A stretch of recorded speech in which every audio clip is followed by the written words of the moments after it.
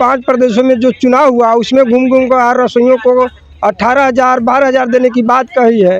वो पूरे देश में लागू करें, हम आपका स्वागत करते हैं, हम आपके साथ हैं। लेकिन वो मानदेय पैसा जो आपने घोषणा किया है 5 प्रदेशों के चुनाव में, वो घोषणा पत्र में जारी करके और हमको चुनाव से पहले मिला आज की देश में यशोदा मैया 8 महीने से अपना मानदेय के लिए तरस रही हैं, जिनका परिवार भूखे मरने के लिए विवश है।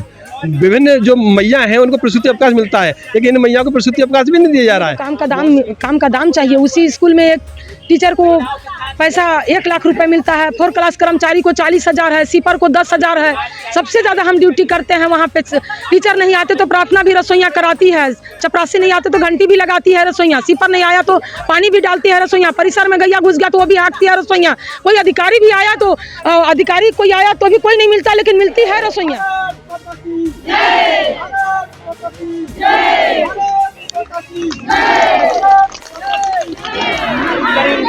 करेंगे देगा होगा देगा होगा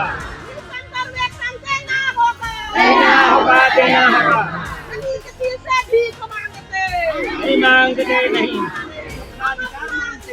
दोस्तों, इस वक्त हम जंतर मंतर पे हैं और देश भर से यहाँ जो मध्याह्न भोजन बनता है, स्कूलों में बनता है, बच्चों को जो दिन का खाना मिलता है, तो वो खाना बनाने वाली जो होती हैं सेविकाएं जो होती हैं, तो देश भर में करीब 40 लाख के आसपास हैं सेविकाएं। आप ये तस्वीरें देखिए जंतर मंतर की, देश के कोने कोने से आए हैं, अपनी मांगों को लेकर आए हैं। आज हम उनसे जानेंगे कि उनकी मांगें क्या हैं, किन मुद्दों को लेकर वो वहाँ पहुँची हैं। 2000 किलोमीटर का सफर यहाँ तय कर गया। क्या शुभ नाम है आपका? मैं यशोदा साहू, छत्तीसगढ़ मध्याह्न भोजन रसोइया कल्याण संघ की प्रदेश अध्यक्ष।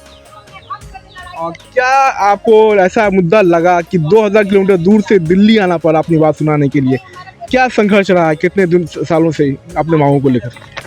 सर, हम लोग बहुत उम्मीद किए थे कि मोदी जी गरीब के बच्चे हैं देंगे, लेकिन हम लोग मध्याह्न भोजन स्कूल में खाना बनाते हैं, हम लोग को 6 घंटा लगता है, लेकिन हम लोग का मात्र 1500-2000 वेतन है। पूरे भारत में 40 लाख मध्याह्न भोजन रसोइया कार्यकर्ता हैं, हर जगह पे 2000-3000 है। कम से कम आज के डेट में इस महंगाई को देखते हुए काम का दाम तो दें कम से कम। इसलिए हम लोग उतना दूर से चल के हम लोग अपने बातों को रखने के लिए, अपने अधिकार के लिए यहाँ पे उपस्थित हुए हैं।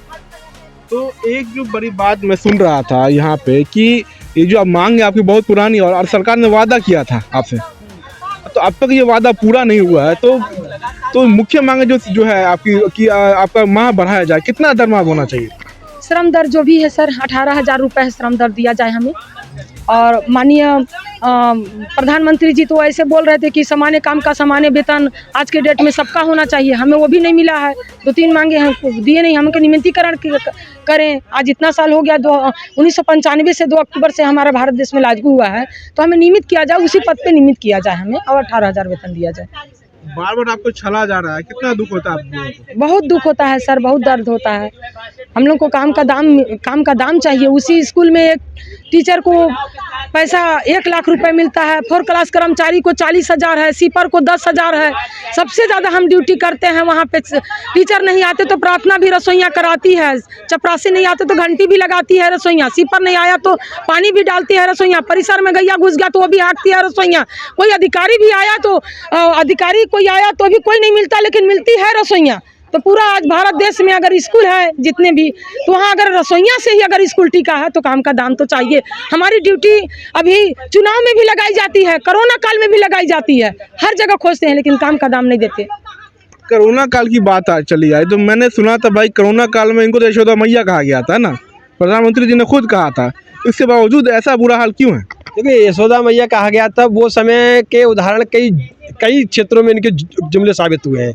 बात की जाए तो आज की देश में यशोदा मैया 8 महीने से अपना मानदेय के लिए तरस रही हैं, जिनका परिवार भूखे मरने के लिए विवश है। विभिन्न जो मैया हैं उनको प्रसूति अवकाश मिलता है, लेकिन इन मैया को प्रसूति अवकाश भी नहीं दिया जा रहा है। बहुत सी मैया हैं जिनके लिए उनके लिए कपड़े का व्यवस्था किया जाता है, लेकिन इनका जो गवर्नमेंट की योजना है यूनिफॉर्म की, वह भ्रष्टाचार की भेंट चढ़ चुकी है। आप ऐसी यशोदा मैया की उस समय की अगर कल्पना करेंगे तो ये भी वादा उनका खोखला हिस्सा साबित होगा। तो 8 महीने से करीब दरमाह नहीं मिली है, तो कैसे परिवार चलता होगा? परिवार नहीं चलता सर, भूखों मरना पड़ता है, और हमारे बच्चे भी शिक्षा से वंचित हो रहे हैं। हम तो मांग करते हैं कि जो आपने नियम लागू किया है न्यूनतम मानदेय का 1 अक्टूबर 2023 को, वो न्यूनतम मानदेय आप लागू करिए। और अब अभी 5 प्रदेशों में जो चुनाव हुआ उसमें घूम घूम कर हर रसोइयों को 18,000 12,000 देने की बात कही है। वो पूरे देश में लागू करें, हम आपका स्वागत करते हैं, हम आपके साथ हैं। लेकिन वो मानदेय पैसा जो आपने घोषणा किया है 5 प्रदेशों के चुनाव में, वो घोषणा पत्र में जारी करके और हमको चुनाव से पहले मिलना चाहिए। अगर नहीं मिलता है तो हम फरवरी में 25 फरवरी से लेकर 29 फरवरी तक पुनः इसी जंतर मंतर पर विशाल धरना प्रदर्शन करेंगे, जहाँ की लाखों की लाख संख्या में यहाँ पर रसोइयाँ उपस्थित होंगी।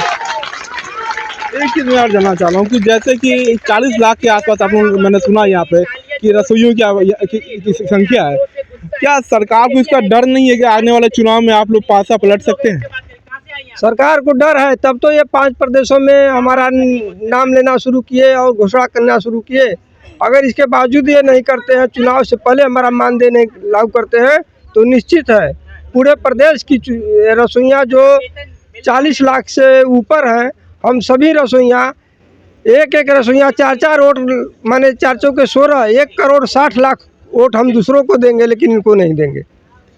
आप यहीं पर मैं बाद में बातों में बैठूंगा, लेकिन मैं एक सवाल आपसे भी जानना चाहता हूँ कि जी। अब एक महिला है, जैसे कि बात 8 महीने से सैलरी नहीं मिली है, जी। तो परिवार पर क्या बीती होगी? परिवार पर हम लोग दिवाली दशहरा कुछ नहीं मना पाए हैं सर। न बच्चों को दशहरे में कपड़े खरीद पाए, न दिवाली अच्छे से जला पाए। हम मानते हैं कि हम मतलब कि महंगी मिठाई नहीं खा सकते, लेकिन सस्ती वाली तो लेते थे ना भाई, कुछ मिलता था तो हमें कुछ सहारा हो जाता था। लेकिन अभी 8 महीने से बहुत प्रदेशों में वेतन नहीं मिला है। आप किस राज्य से यहाँ आई हैं? मैं यहाँ पे अपना जो वादा किए हैं वादा पूरा कर। नहीं, किस राज्य से आई हैं? मैं छत्तीसगढ़ से आई हूँ सर। तो क्या राज्य सरकार इसको लेकर कभी गंभीर हुई? सेंट्रल की अगर बात करें, ठीक है, मोदी जी को छोड़ दें सेकंड के लिए, तो क्या राज्य सरकार कभी गंभीर हुई इस मुद्दे पे? हाँ, अभी तो अपने यहाँ के राज्य सरकार गंभीर हुई और कुछ दिए भी हैं। वहाँ जैसे 1500 रुपये था तो 1000 रुपये दिए, 1100 रुपये की बढ़ोतरी किए हैं। और आगे उन्होंने भी वादा किया है कि सरकार बनी तो हम आगे और देंगे ऐसे करके। लेकिन अपने यहाँ तो वेतन हर 2 महीने में मतलब आ जाता है छत्तीसगढ़ में। ये योजना जो है वो तो सेंट्रल की योजना है, जिसके तहत आप लोग को मिलना चाहिए था, सारी सुविधाएं मिलनी चाहिए थी। तो क्या मोदी जी से उम्मीद है आपको चुनाव से पहले? बहुत उम्मीद है सर। सेंट्रल गवर्नमेंट इसका 70% है और 30% राज्य सरकार, दोनों मिला के देते हैं। लेकिन मोदी जी को 10 साल हो गया, आज तक 1 रुपये हम लोग का बढ़ोतरी नहीं किया। बढ़ा हुआ पैसा भी 2014 में जो बढ़ा है उसको भी हम लोग को मोदी जी नहीं दिए हैं। 2014 का पैसा अब तक नहीं मिल पाया? नहीं मिल पाया है। जो 1000 रुपये की बढ़ोतरी है जो संसद में पास है, उसे भी हमें नहीं दिए हैं मोदी जी। अच्छा, एक बात मैं सुनने में ये भी आया कि स्मृति ईरानी ने कभी कहा था कि भाई ये लोग ठीक से काम करती ही नहीं है, चाहे आंगनबाड़ी हो चाहे ये हो, 1 घंटे का काम करती हैं, चली जाती हैं। तो क्या ये काम बातें आपके कान तक भी गई हो? कैसा लगा ये? सर बहुत दर्द हुआ, ये काम बात में आई। भोजन बनाना कोई आसान काम नहीं होता सर, कि हम कोई मशीन है बटन दबा दिए भोजन बन गया।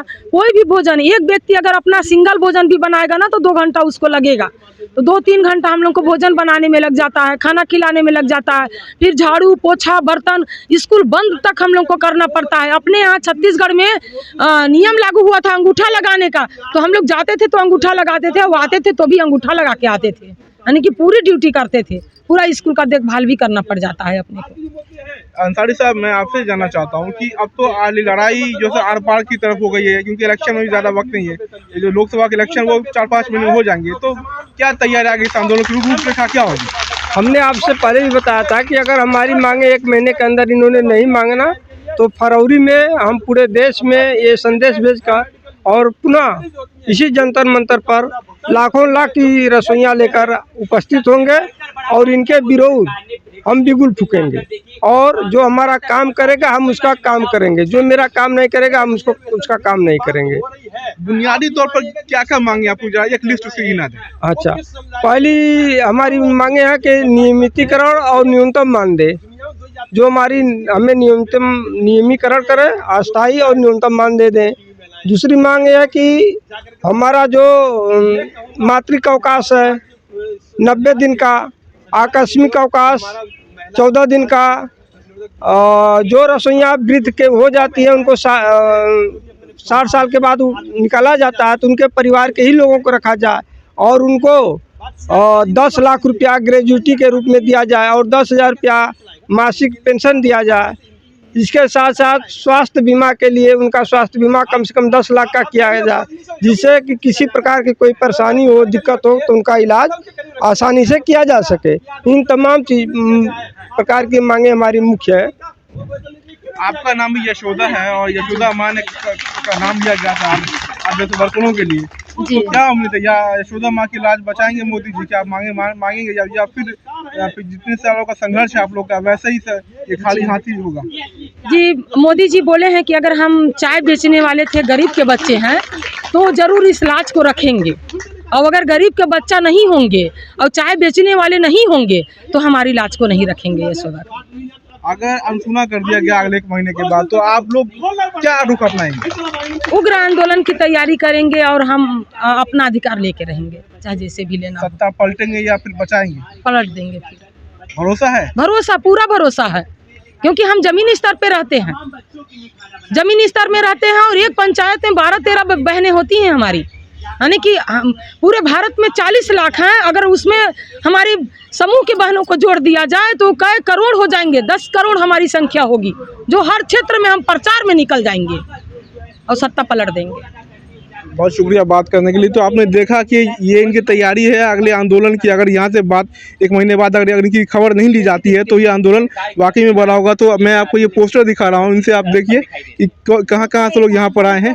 ये राष्ट्रीय असंगठित रसोइया संयोजिका वेलफेयर एसोसिएशन है, इसी के तहत से लोग यहाँ पर आए हैं और अपनी बातों को रख रहे हैं।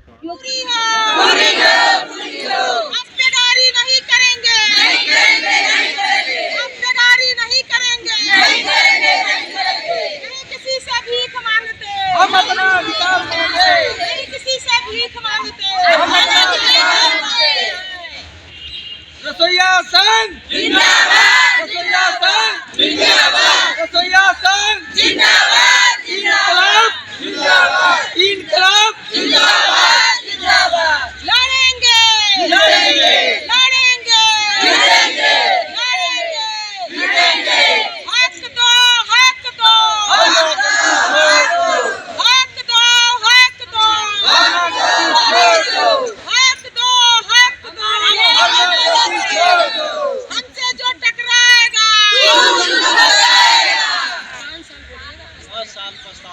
हमसे जो टकराएगा